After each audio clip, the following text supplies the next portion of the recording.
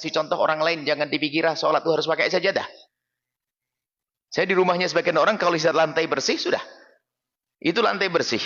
Tidak pernah ada orang kencing di sini dan seterusnya sudah. Jangan mikirin.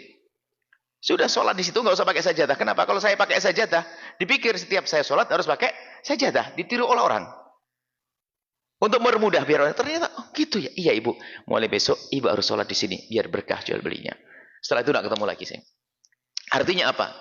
Banyak orang tidak sholat karena tidak mengerti. Termasuk ini insya Allah ada pembangunan pondok di Ciamis.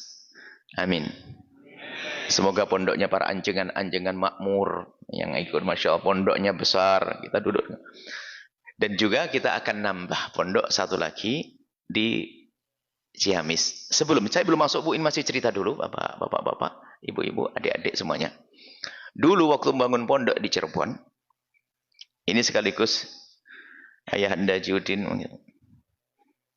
Dulu waktu bangun pondok di Cirebon itu, cari tukang yang sholat susah. Sedih saya. Ya Allah, cari tukang yang sholat kok susah.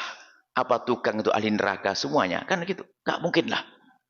Setiap dapat tukang yang sholat, keneknya tidak sholat. Padahal baru bangun kecil-kecilan. Kayak gubuk-gubukan begitu. Wah, repot ini. Gimana bisa bangun gedung megah? Akhirnya kebetulan ada orang memberi masjid sama bangunan pondok pertama situ.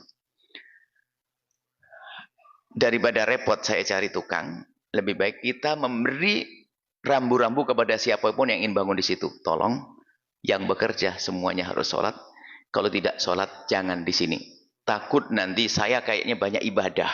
Ceramah ke sana kemari, banyak amal, tak taunya di stop. Kamu ustadz masuk neraka. Kenapa? Karena kamu membiarkan satu tukang di rumahmu tidak sholat. Wah, kacau ini. Maka yang kerja harus sholat. Kita beri peraturan dok begitu. Subhanallah. Akhirnya pas kerja pertama di masjid, waktu itu ramai. Ada berapa puluh, 60, 30, 40 lebih orang. Subhanallah, saya melihat pertama kali sholat duhur, tukang berjamaah. Karena kita patok satu anak untuk nemani sholat berjamaah. Bisik-bisik di antara mereka apa? Enak, sholat. Cuman pasti ada yang kelihatan bandel. Ada itu. Benar bandelnya saya di Bogor waktu itu. Buya, ada 2 orang tidak mau sholat. Terus, setiap sholat itu disuruh, pasti dia mojok ke belakang. Setelah ditanya, kamu salah nyuruh sholatnya, hanya nyuruh tok. Sodorkan sarung. Mungkin dia tidak punya sarung. Baik. Besoknya dikasih sarung. Pak, sholat. Ajib. Sarung tidak diambil. Juga nggak mau sholat. Allah. Luar biasa. Akhirnya, Pak, kata Buya, kalau mondok, kalau kerja di sini harus sholat. Rupanya orang itu memang pinter ya. Dia masuk akal, dia ngomong, saya tidak kenal Buya, saya tidak kerja dengan Buya. Saya kerja dengan Pak, ini, mandor tukang yang waktu masjid waktu itu. Akhirnya Pak, oh bagus, tidak apa-apa, jelas. Saya telepon yang punya masjid. Ada 2 orang, tidak mau sholat.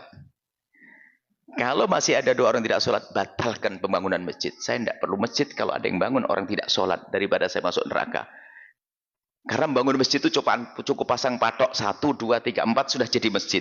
Tapi kalau ada yang bangun tidak sholat sementara itu di bawah naungan saya masuk neraka. Wah, dipanggil itu 2 orang. Subhanallah. Ternyata orang itu setelah dibegitukan sholat. Akhirnya orang salah satunya itu malah yang ngomong. Gimana caranya masukkan anak ke pondok pesantren setelah itu. Dan setelah itu kan ada. Jadi orang itu sebenarnya pengen, hanya belum biasa saja. Makanya jangan sampai kalau Anda punya orang bekerja di rumahnya, dibiarkan tidak sholat, akan ditanya oleh Allah, ya hamba Allah.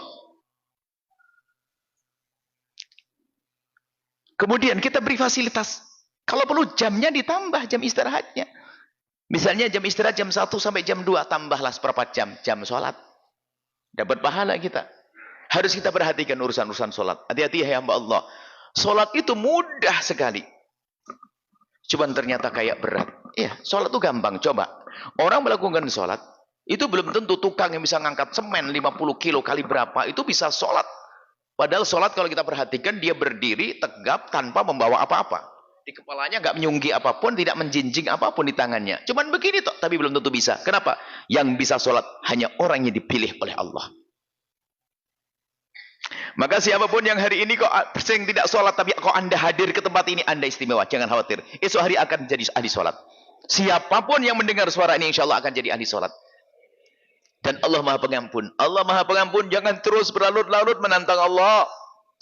Atau melanggar Allah. Sholat mudah. Khususnya di perjalanan.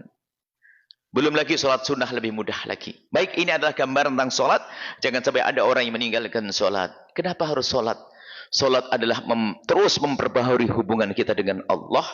Dan sekaligus dengan sesama manusia. Ngasahnya seperti itu. Sholat itu mengasah. Untuk mengecek kembali ini benar tidak urusanku dengan Allah. Karena dalam kisah sholat itu kita masuk bab Isra Mi'raj. Dalam kisah sholat itu adalah Isra Mi'rajnya baginda Nabi adalah diperjalankan dari Masjidil Haram ke Masjidil Aqsa, kemudian dibawa naik ke atas langit ketujuh,